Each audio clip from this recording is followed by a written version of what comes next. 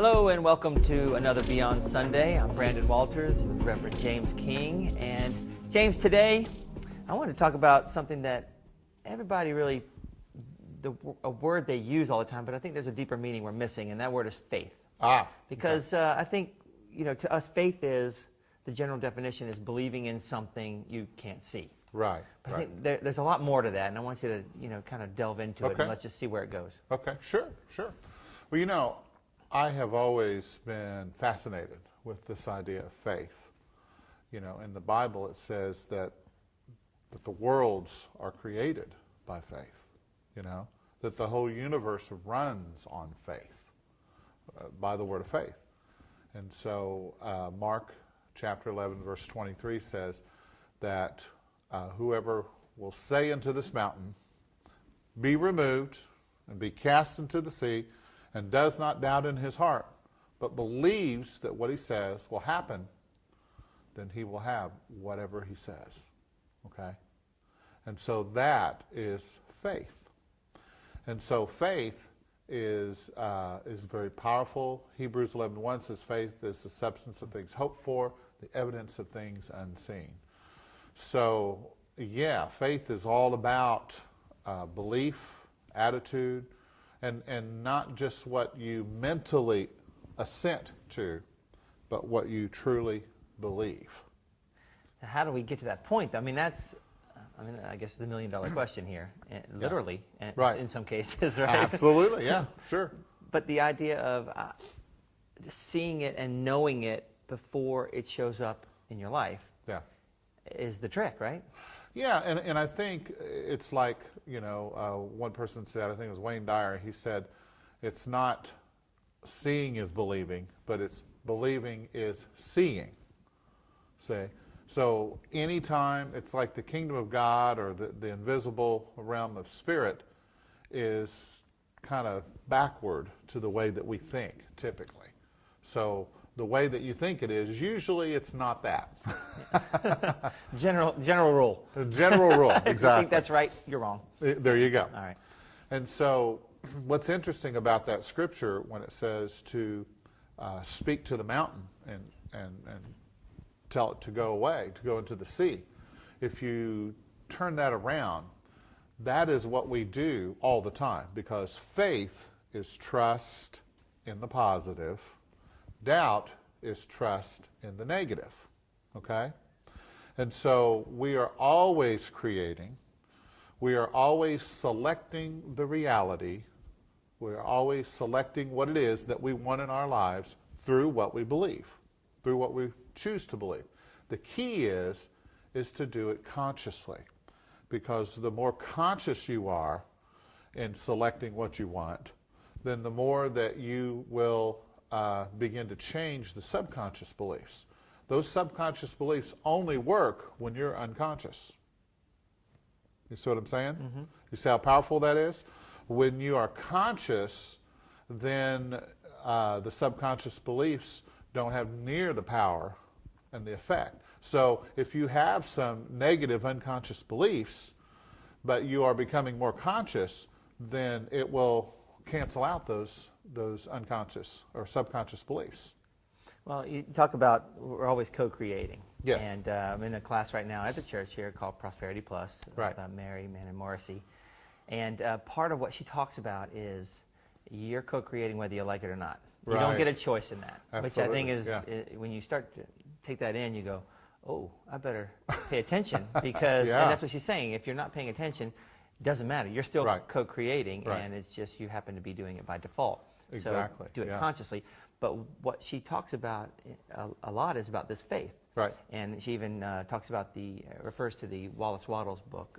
The Science of Getting Rich. Science of Getting Rich. Great book. Mm-hmm. And he has an entire section on faith, and the I can and the faith and all that stuff. Mm-hmm. So, this has been really powerful, this class, but you want to go into a little deeper, that kind of stuff about what she's talking about? Yeah, it's like if we go back to that scripture in Mark 11:23 and 24, it's talking about this idea that subconsciously, if we have certain beliefs, okay, that are negatively charged, okay, negatively charged beliefs, And we are saying to the universe, because the universe is constantly sending us mountains of prosperity, mountains of health, mountains of good and blessing and the perfect relationships.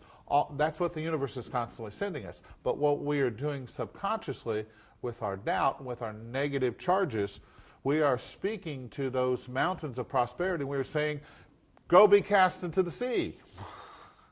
Okay? Mm-hmm. And we're saying, I don't need that. I don't want that. Or typically it's because, number one, I don't feel that I deserve that. Or I have been taught that, wealth is wrong or bad or sinful or whatever it is.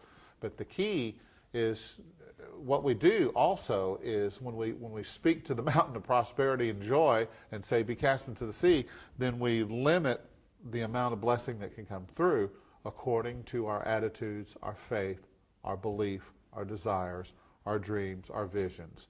Okay? And so if we're limited in that, then that narrows down our focus, and so only a little bit escapes through at a time, because that's what we think we deserve. That's what we think that we can handle. You don't get a mountain, you get a spoonful of dirt. There you go. So I want the mountain. I mean, when you're saying the mountains of this coming, I like that. I like that idea. Right. So how do we get rid of this doubt? How do we turn that around? I mean, because it's subconscious or whatever. Right. Like, how do we fight that? I mean, it's almost like you're fighting it. Yeah. And once you know it, it's even more overwhelming because you're like, oh, where'd that come from? First of all, you know where it came from. How do I reverse it? Well, number one is we have to take responsibility for our own beliefs, our own attitudes, our own words that we speak, our own actions that we portray. We have to take self-responsibility and know and realize that we are the co-creators. We are not victims of our reality. We are the co-creators of our reality. So the biggest key that I have discovered is to be totally conscious. Say, as much as you possibly can, be conscious about your thoughts that come in, be conscious about what you do, and be conscious about what you believe and what you say you believe, Because if you are wanting this, but yet you're saying that, then you're not going to get this, you're going to get that, right? Well, in the Prosperity Plus class I was referring to, one of the things that I've really gotten out of it is this concept of noticing what you're noticing. Right, very good. And that seems to be a big way to attack this particular issue, to turn that around, because you once you start doing that, you notice, oh my goodness, what is going through my head that I don't want there? Just these thoughts, and she talks about a good way to start to notice what you're noticing is when you start feeling bad, when you feel a knot in your stomach. Right. There's probably a thought going on that you don't want. Yeah. And so that noticing what you're noticing has been a big part of it. Oh, absolutely.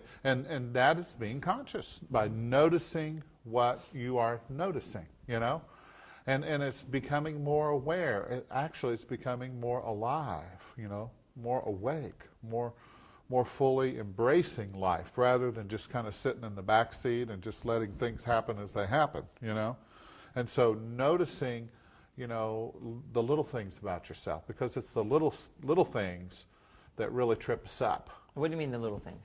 Well, like the little thoughts, you entertain a little thought and that says, well, maybe your situation, maybe you're just not the kind of person, that's supposed to be blessed, because, you came from a certain background and you have only certain talents and, Murphy's Law, Murphy's Law, right? It's not going to work out. Yeah. And so, those are the little things that we have to get a hold of. It's those little cheats that we do. It's just like when you're dieting, and I know a little bit about that. I'm an expert on that. I've been there, done that. But, when you cheat a little bit, then you cheat a little more, and then you cheat a little more, and then before you know it, you're full-blown back eating more than what you were eating before. Yeah, just one little thought. Yeah. It starts to attracts more. You get more and more. All of a sudden, you're having a conversation with somebody who's not even there. I mean, you really are having this negative conversation. Absolutely. Almost this thing like, this what if, very negative what if Right. situation that'll never happen. That'll Yeah. probably never happen. Yeah. So those things the little thing can turn into a big thing real fast. Oh, absolutely. And that's, where positive faith spirals upward, Negative faith or doubt will a negative charge will spiral downward, And so what we want to do is, if we can catch ourselves in the spiral, when we start to spiral a little bit, we notice that our energy is a little less. We notice that we're thinking maybe a little more negative than what we were 5 minutes ago. And if we can catch ourselves, then we can start to spiral back up, Right. and keep our vibration in that, 104.5 that Mary talks about, Yeah. that she does so eloquently, And so if we can just continue to observe and watch and be the keeper, of the eye gate and the ear gate, see, because that is the entranceway into the mind. And so if we learn how to be the guardians and realize that whatever we put in there, the brain is a receiver, and then whatever comes into us, then we begin to interpret and perceive it in a certain way. And so what we have to do is we have to learn how to say, no, I don't want that, and cast those when they're little, not let the molehills grow in the mountains, but the little thoughts. See, anybody can do that. If you deal with the little things, it's like every day, if I do something toward losing weight, okay, if I say, okay, instead of parking right up next to the store, I'm going to park out in the parking lot and I'm going to walk in, and get that extra walk. And instead of eating that one little extra piece of dessert, I'm going to push that away. You see what I'm saying? Those little things turn into big things, and it's the same way with faith. And so we have to continually be on guard. We have to continually watch the mind, watch and listen, and make sure that, what am I hearing? What am I observing? Where's my mind now? Say. Yeah. And because being in the now is what's going to keep you conscious. And that's one of the biggest challenges, I think, is that you try to hold faith while your ears and eyes are seeing Right. the exact opposite, maybe, of what you're Right. wanting. So, Yeah. so it's Yeah. a matter of how you can filter that in your mind, I guess. Right. It's a good thought about faith that I had. It just kind of occurred to me. I like watching football games. And Okay. my favorite team. Sure. Well, sure. I like taping football games even more, because if I know that they already won, Yeah. then I watch it. Right. It's a whole different ball game. They fumble, Yeah. no problem. And I don't even get upset. So it's kind of You know the outcome. yeah, exactly. There's Yeah. kind of a faith lesson in that. Right. That I know the outcome. As long as I know the outcome, Yeah. all that doesn't matter. Yeah. And it's, although it's a lot easier said than done, but there's a concept there that Yeah. there's a concept of, okay, if I just can get my mind there, and then Right. I can refer back to, it's just like watching a taped football game. Yeah, yeah, and I think that's what we have to do in our visions, is we have to have the outcome is already predetermined in our minds, in our hearts, and our beliefs. And so if we know what the outcome is, that it's going to be a positive thing, then to me, it will draw us to that exact situation. How do you get that knowing? Yeah, that's a good question. And You have to look at what is it that you really know for sure. Okay, what is it that you really know for sure? Well, one thing I know is that I exist. Okay, obviously. I'm breathing, Okay? I'm in. I'm breathing, I exist. There's a lot of things I don't know for sure. And so the imagination is really the archive of all the potentials and all the possibilities that we have. And so by selecting, using our imagination playfully, as we've talked about before, playfully using our imaginations and envisioning what it is we want, then what happens is it creates within us a more solid and more real experience You know, it's like, you know, you've acted in plays and dramas and so forth, and you know when you become the character, you know, when you first start rehearsing, you know, it's like, you know, who is this guy? You know, don't know who he is yet.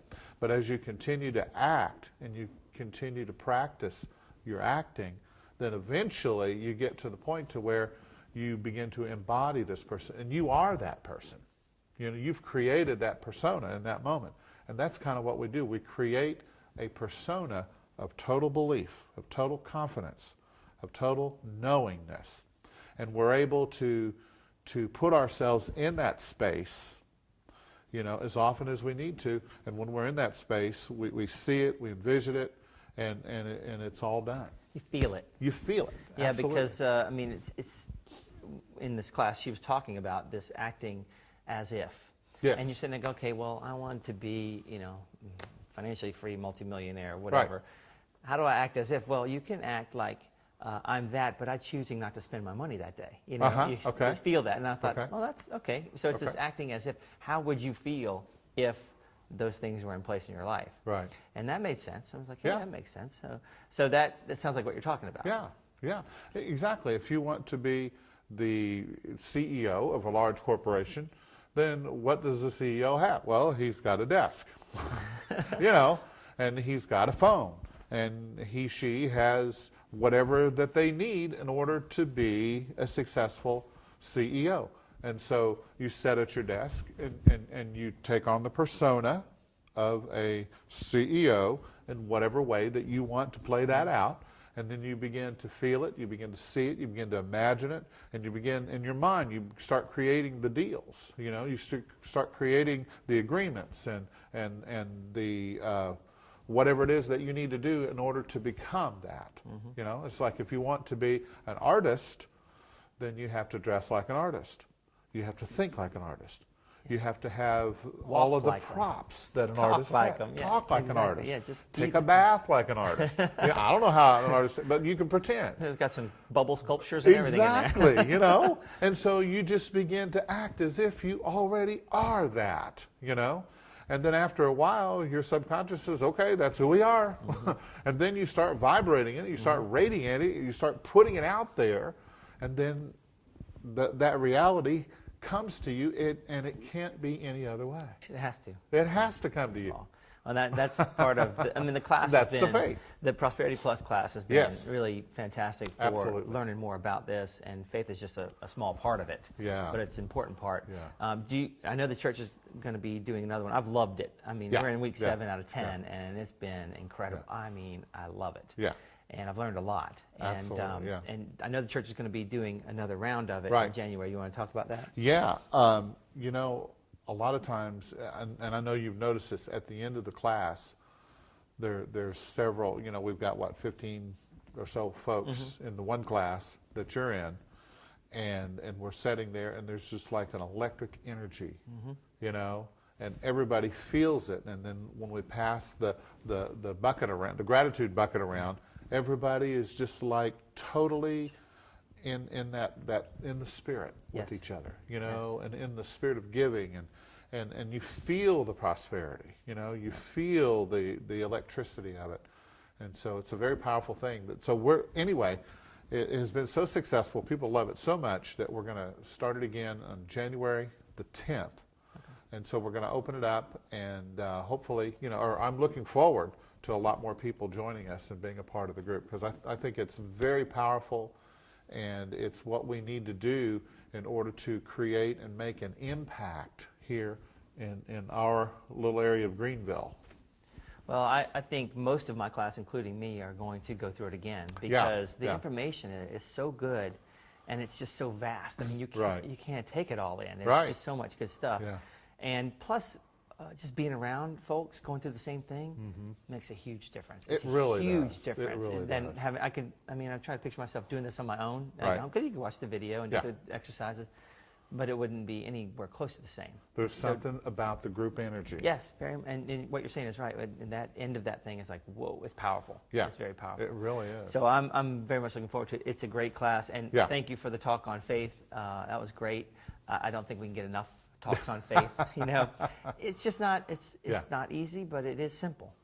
Right. You it know, is simple. The concept is and simple. it gets easier. Yeah, and it gets easier. Yeah, it's it's like a muscle. Yeah. It is like a muscle. And Keep working at it. so I appreciate the talk on faith. And Thank you. I would encourage all of you to get in the Prosperity Plus class. It is fantastic. January 10th. January 10th. Yeah. Change your life. It'll change your life. It changed mine, and I thought I was doing pretty well. So we'll see you next time. Thanks again, James. Thank you.